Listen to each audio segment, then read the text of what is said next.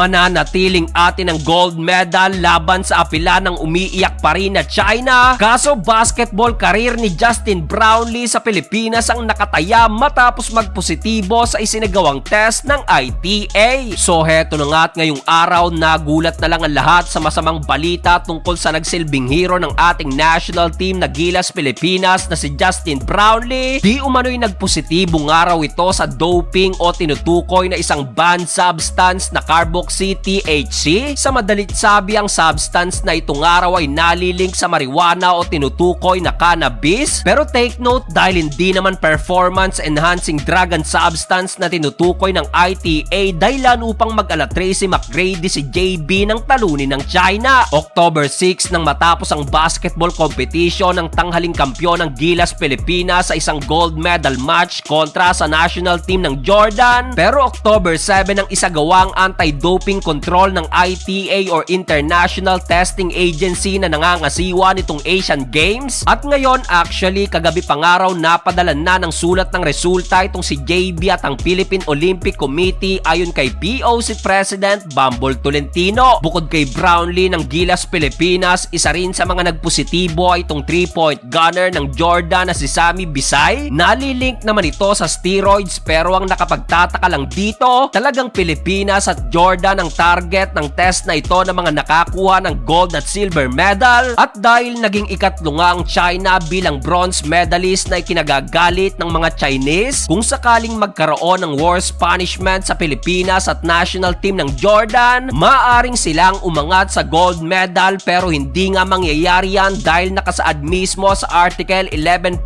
ng World Anti-Doping Code na kailangang more than 2 members ng isang team ang magpositibo upang magkaroon ng sanction na posibleng humantong pa sa pagkakabawi ng silver o gintong medalya. Tulad ng sinabi sa interview kani-kanina lang ni POC President Bambol Tolentino, mananatiling atin ang gold medal laban sa umiiyak pa rin na China. Kaso tulad nga lang ni Keith Rabena na nasuspende ng 18 months noong 2018, nakataya rin ang possible stint ni JB sa Gilas Pilipinas at PBA. Sa ngayon, binigyan ng ilang araw upang sumagot o umapila ang kampo ni Brownlee at POC sa ITA. Kung magkaroon ng apila, bubuksan ang B-sample para itest muli. Kaso kapag nagpositibo muli ito, paniguradong posibleng mahaharap si JB sa suspension na hindi tatagal ng 2 taon. Napakasaklap, pero ang tinitignan dito as of now ay dahil galing nga sa injury itong si Justin Brownlee, maaring nakuha niya ito sa kanyang medication na sinisilik ngayon ng SBP. At like I said, kapag hiniling nila Brownlee na muling itest o buksan ang sample B at muling magpositibo, eto nga't 2 taong suspension ng parusa. Pero ayon pa rin kay POC President Bambol Tolentino, maaari namang mabawasan ang suspension na yan once na i-explain at tanggapin na mayroong medical condition si JB na kailangang mag-intake ng ganung gamot dahil sa kanyang injury. Napakasaklap talaga nito. Biruin mo, after umangat ng tao, talagang may manghihila sa'yo pababa. Well, kapit lang JB, tandaan mo palagi na nasa likod mo ang bansang Pilipinas.